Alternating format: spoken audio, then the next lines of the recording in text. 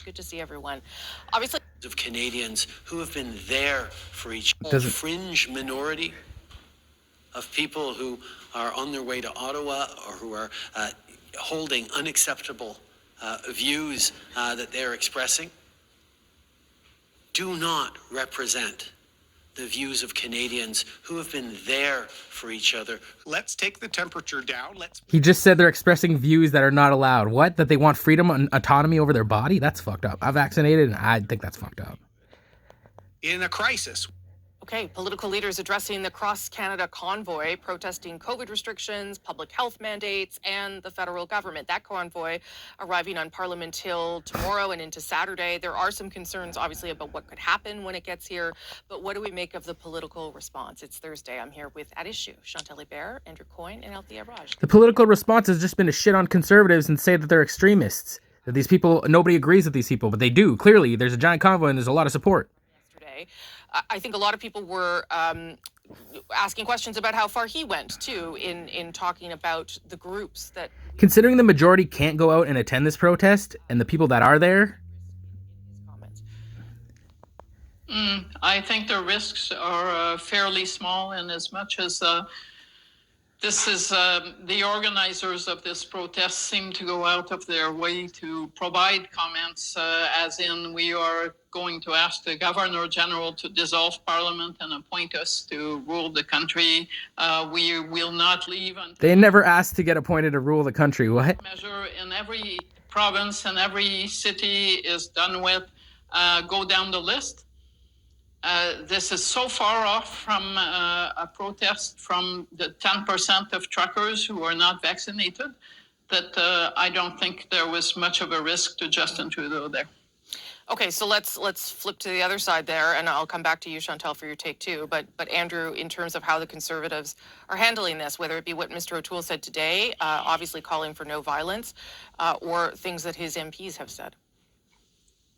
Well, let's start with the MPs, and we're not just talking about, fringe backbenchers here. We're talking about people like Pierre Poilievre. We're talking people like Candice Bergen, who have been giving aid and comfort to the rally itself. And it is hard to winnow out the sort of good-hearted but confused protesters when some of the organizers themselves, as Chantal mentioned, have been spouting not just lunatic theories about how the government... Who are the organizers? Tell us. If you know the organizers, say their names. Tell us. Who are they? We need to hold them individually responsible. Terribly vile attacks on journalists, and in some cases, some of the participants have been... The journalists are biased and funded by liberal media. The MP would want to get anywhere within 1,000 miles of that kind of group, with the potential for things to get much worse.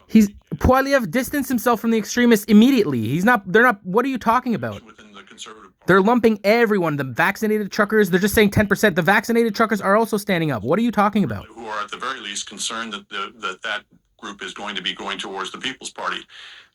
Mr. O'Toole himself today was, I think, not exactly on message in terms of distancing himself and his party from that kind of... Like, I thought they're going to have a conservative rep talk about the Conservatives, not this guy bashing him. In his own way. This is not going to be good for the Conservative Party in the slightest. This is going to lead the party into a very bad way. This is not where the general public of Canada wants. They're pivoting this on to the Conservatives? Wow. Flexing too, Althea, is that the vast majority of Canadians do not reflect the kinds of things that are being said here. They support vaccine mandates and are vaccinated. The truckers support vaccines. They just don't support the mandates that stop business and workflow. I think what we saw this week is that there is a leadership vacuum in the Conservative Party, and so you have people like Andrew Scheer. Listen to this conservative bashing. Is this news? This is unbiased media? And Pierre Poilievre, and they're crying that people are bashing the media and news. Like, they wanted to go. And Mr. O'Toole, very early in the week, I think it was on Monday, staked out a very clear position, refusing to say whether or not he was going to meet with the truckers, actually saying... He stated a clear position, not stating whether or not. Oh, okay. And refusing to say whether or not he supported them. And then again, very similar to the election. Yeah, so him saying whether or not he supported, not mentioning whether or not he supported them is a clear position. Oh, okay. Interesting, rambunctious 2 days of caucus meeting, and he comes out with a new position where he will meet with some truckers, not the organizers. Listen to this altruism. What the? For the reasons I think Chantal outlined. And he will not meet with them on Parliament Hill, but he will meet with the truckers off Parliament Hill somewhere. Surely we'll have a photo opportunity to convey a message that he wants to convey, which is really to have it on both sides, to be supportive of the truckers movement, but also warning, please be peaceful demonstrators. We don't want any extremist, white nationalist, racist, misogynist comments on Parliament. White nationalist? Wow. So that is, I think, the challenge that we've seen from Aaron O'Toole. With regards to the Prime Minister, I agree. I think that... the mandates is having bodily autonomy is misogynist. I think there's great risk to Conservative MPs aligning themselves with this movement. At the same time, though, I think the Prime Minister is also very concerned that he doesn't want to be... He's sensitive to the attacks of sowing divisions in the country, and he doesn't want to repeat the racist and misogynist comments that he made earlier in the fall when he said that this was a group of extremists, some of whom were racist and misogynist. So we've seen some massaging of his language as well. Chantal. Okay, there are two facts that seem to be absent from the discourse on both sides of this. The first is the 90% of truckers who happen to be vaccinated, fact. The other fact is, suppose tomorrow... Those 90% also support the convoy? ...that Justin Trudeau suddenly caves. He won't. That will not get a single one of the truckers who are demonstrating and coming to Ottawa on Saturday across the border, because the same rule applies to them as they cross the border. That's right. One. On the politics of it, when you're... Fair enough. We get the states involved. ...assessor and your finance critic, do not wait for your cue to fan fires that will be burning your own party. You have lost all moral authority, and that is the only comment I can make on Aaron O'Toole at this point. Bullshit. What the... We're going to talk more about Mr. O'Toole in the next block, but is this not... There's no extremism, but they're acting like this is a terrorist group. What? Because this is the way that the Liberals sort of played them on some of these issues during the election. Well, and from before the election, from the Yellow Jackets, that business, you've got a section of the party and a section of the parliamentary caucus. The Yellow Jackets are still protesting to this day. Quite willing to play with this kind of fire, and they are, in my opinion, disqualifying themselves from public, position of public trust. If you cannot disavow and distance yourself, first of all, from the kind of extremism that we're seeing among some of the elements. It went from a protest to extremism. Between not demonizing people who are anti-vaccination or anti-vaccine mandates, and people like to draw distinctions between them that I don't think are really terribly tenable. There's a difference between not demonizing them and pretending that there's some kind of valid basis to their objections, and saying that people are losing their jobs, for no reason, supposedly. Bodily autonomy? Get themselves vaxxed. No reason. Yeah, the reason is you guys implemented the reason. It's not an assault on their rights. And somebody has to be able to say that without, as I say, at the same time, so you're losing your job and you're losing your right to work, but it's not an assault on your rights. Oh, okay, yeah, that makes sense. A post-election report on the Conservative Party's 2021 campaign found Aaron O'Toole was... Just say it clearly. Just say it. If you don't get vaxxed, you're a murderous, psychotic leper that is trying to infest the population with the disease and you want to kill them. So everybody who isn't vaccinated has to go to jail or be fined. Just say it. Just say it. Don't stop tiptoeing around it and say it, and then deal with the consequences, because this is ridiculous. At issue on what's next for the Conservative Party and Mr. O'Toole, Chantal, Andrew, and Althea. As I said, Althea, you'll start us off on this one. What do you make of the report? Was it a serious attempt to see what went wrong? And what does this tell us about the future of Aaron O'Toole? It was not a serious attempt to really dig into what happened. Apparently, it didn't even discuss Mr. O'Toole's many flip-flops during the campaign, which is kind of shocking when you think about it. He never flip-flopped. O'Toole did. He was non-decision, and then he made a decision. That's exactly what he did. As opposed to Liberals, where they just keep pushing their fucking point, regardless of the fact that it's crumbling society. Something that the party knows it needs to move on. I think most important, what has happened over the past 2 days of caucus meetings, especially today, is... And we see the same people all the time on TV. Tell me there's no bias.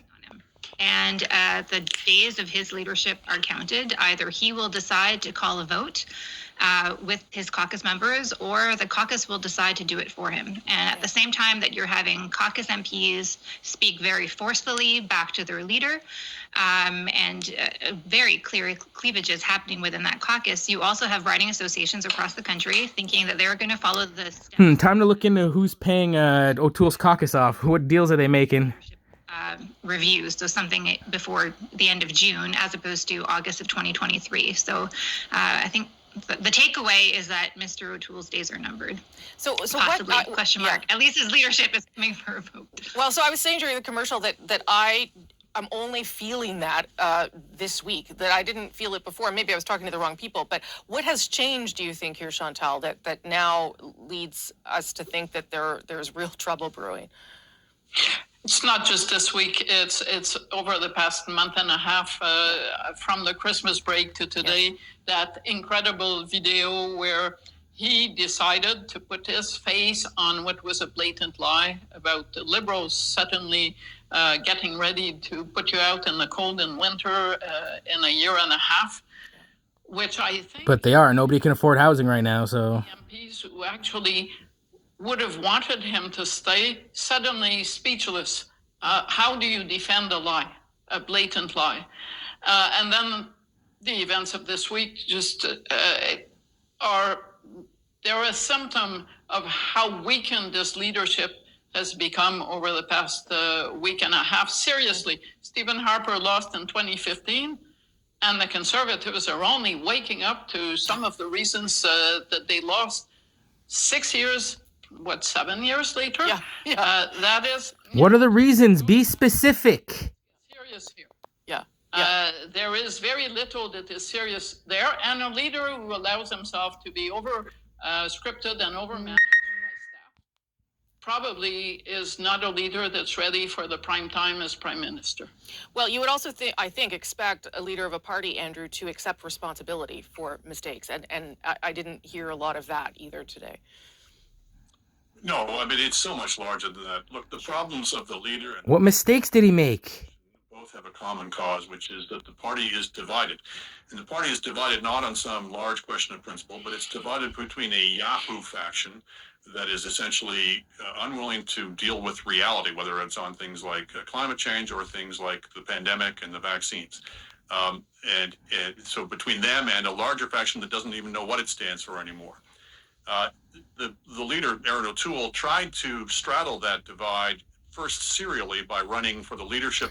Okay, the Conservatives didn't solve problems. They gradually worked on them and presented results. Whereas the Liberals just keep saying, we're working on it, we're fixing it, and everything's going to shit. Everything's going the opposite. They have no results to show. They have no data. They have nothing. Position he's in, or that he's unable to execute, or you can somehow appeal both to the center and to the Yahoo faction at the same time.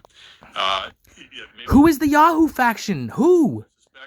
Parties get the leaders that are representative of where the party is at. And right now, this is a very confused and divided party that has not confronted the extremist within its midst and is reaping the whirlwind because of it. Who are the extremist Conservative MPs? The conceit of these reports, like the Cummings report, is that it's all just a matter of better strategy and tactics. We didn't get our message out well, or, we didn't do outreach very well. And those are all probably true as well, but they don't really get at the fundamental problem with the party right now. Okay, I gotta leave it there. The fundamental problem with the party is they don't have enough money to fucking ship immigrants in and get free votes. Like, what?